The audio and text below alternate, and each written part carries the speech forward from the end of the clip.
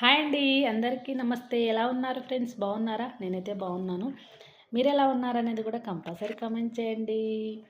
ఇదిగో rose flower బాగుందా friends? Rose flower బాగుంది కదా. నాకైతే దాక్షాయని ఇచ్చింది. మా గల్లీలో దాక్షాయని ఉంటుంది కదా, వాళ్ళ చెట్టుకు పూసే పొద్దున్నే నాకు తెచ్చిచ్చింది అనమాట.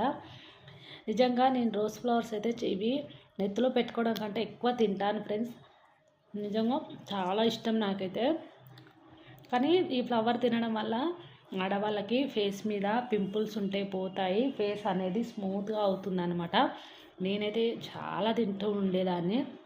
ఇప్పుడైతే చెట్టు అయితే లేదు.